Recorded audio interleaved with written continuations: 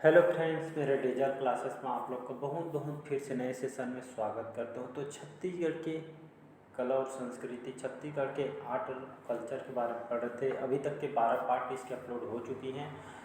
Chapter थोड़ा बड़ा है, लंबा, कला और संस्कृति के, तो एक दो पार्ट और आएगा, इसके बाद कंप्लीट हो जाएगा। जितने इंपॉर्टेंट क्वेश्चन हो सकते थे इसमें मैं इंक्लूड करने की कोशिश की हूँ। एक दो पार्ट आएगा तो यहाँ पे कंप्लीट हो जाएगा, फिर हम छत्तीसगढ़ की जनगणना वगैरह बारे में हम देखेंगे।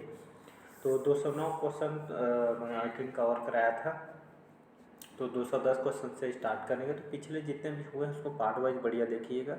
कंप्लीट ही आपको छत्तीसगढ़ के जीएस कवर कराया जाएगा। सभी एग्जाम के लिए इंपॉर्टेंट, चाहे व्यापक के हो चाहे पीएससी हो, मतलब कोई भी एग्जाम हो, छत्तीसगढ़ के जीएस आपको पढ़ना ही पड़ेगा। यहाँ से वेटेज भी इसका यहाँ से क्वेश्चन ज़्यादा होता है। तो क्वेश्चन स्टार्ट करते हैं। पहले बार आए तो चैनल को सब्सक्राइब करके रख लीजिए ताकि नोटिफिकेशन आप तक यहाँ पे पहुँच पाए।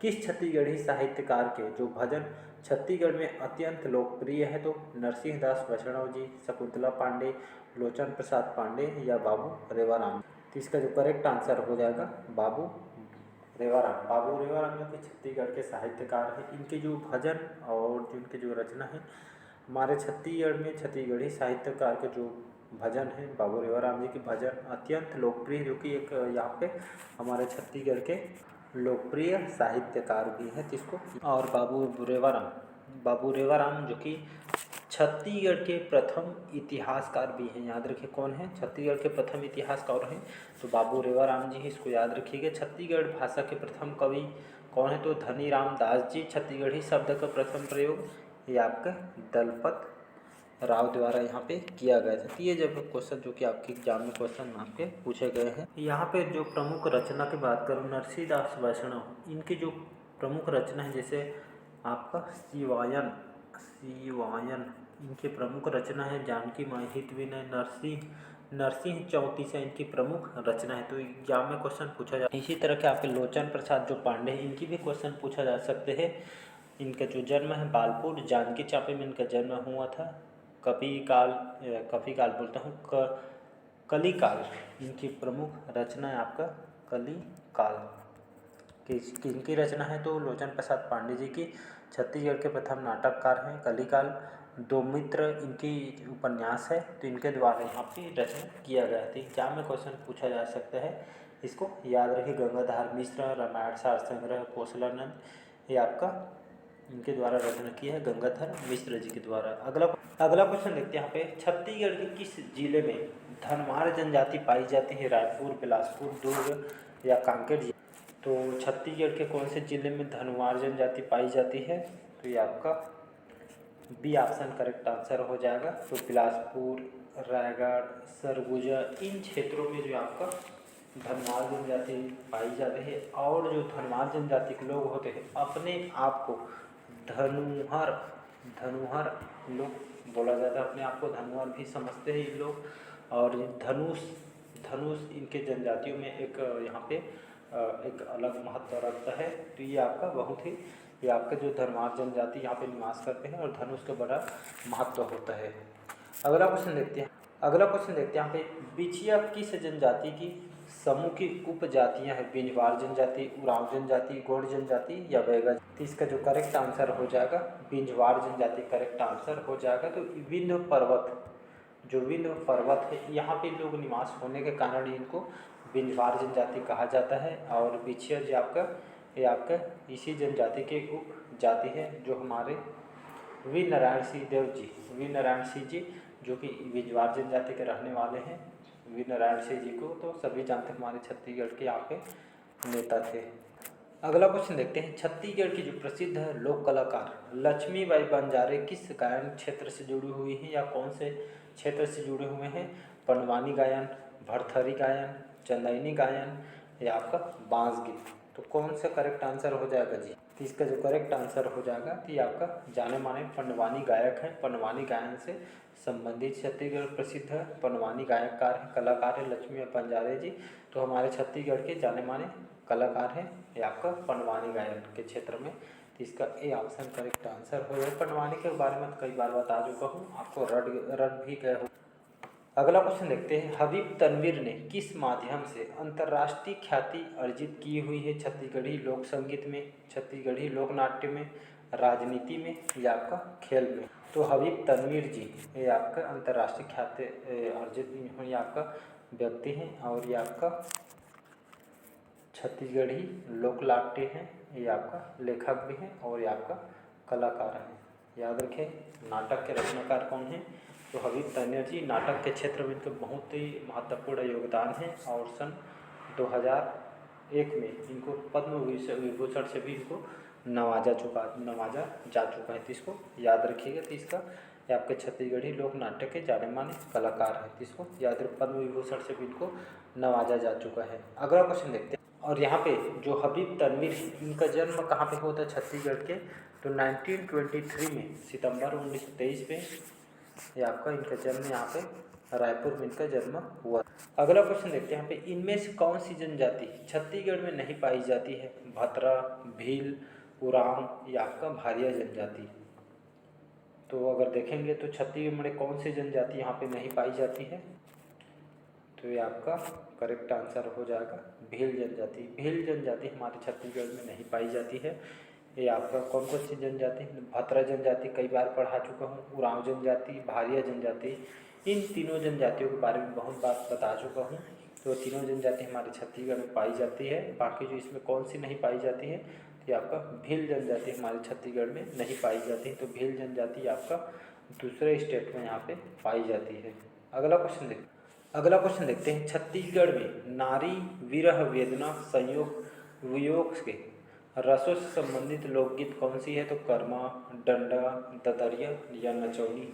तो छत्तीसगढ़ में नारी विरह वेदना संयोग वियोग के नशों से संबंधित लोकगीत कौन सा है जी? करेक्ट आंसर कौन सा? तो ये आपका नचौनी हो जाएगा। याद रखिए, नचौनी जो है आपका छत्तीसगढ़ में नारी विरह वेदना संयोग वियोग के रसों से संबंधित लोकगीत है। तो नचौनी, इसको याद रखिएगा। नेक्स्ट क्वेश्चन अगला क्वेश्चन देखते हैं, यहाँ पे छत्तीसगढ़ में हड़फोड़वा क्या है? तो नए चावल की तेल विहीन रोटी है, विवाह के समय गायन है, या श्राद्ध कर्म के समय की एक रस्म है, या इनमें से कोई नहीं। तो देखेंगे तो छत्तीसगढ़ में हड़फोड़वा क्या है? हड़फोड़वा तो एक तरह का नए चावल की जो तेल विहीन है क्या आपका रोटी है, जो हमारे छत्तीसगढ़ के अंचल में हम खाते हैं। तो इसका नए चावल की तेल विहीन एक रोटी है। हथौड़वा ये आपका हाथों से बनाया जाता है इसको, मतलब ये आपका मॉर्निंग में हमारा ब्रेकफास्ट होता है। अगला क्वेश्चन है आपका छत्तीसगढ़ में जनजाति विवाह से संबंधित क्वेश्चन है, जो कि हर बार क्वेश्चन यहाँ से पूछा जाता है। लमसेना विवाह बहुत बार पढ़े होंगे, सुने भी होंगे। लमसेना विवाह का प्रचलन निम्न में से किस जनजाति में है? उरांव जनजाति में, हल्बा जनजाति में, परजा जनजाति में या गोंड जनजाति। तो ये आपका यहाँ पे लमसेना विवाह कौन से जनजाति में प्रसिद्ध है जी? तो ये आपका डी ऑप्शन करेक्ट आंसर हो जाएगा। तो लमसेना विवाह, इसको सेवा विवाह के नाम से भी इसको जाना जाता है। चरगिया विवाह, लमसेना विवाह, ये सभी के नाम से इसको जाना जाता है। तो आपके गोंड जनजाति में देखने को मिलती है।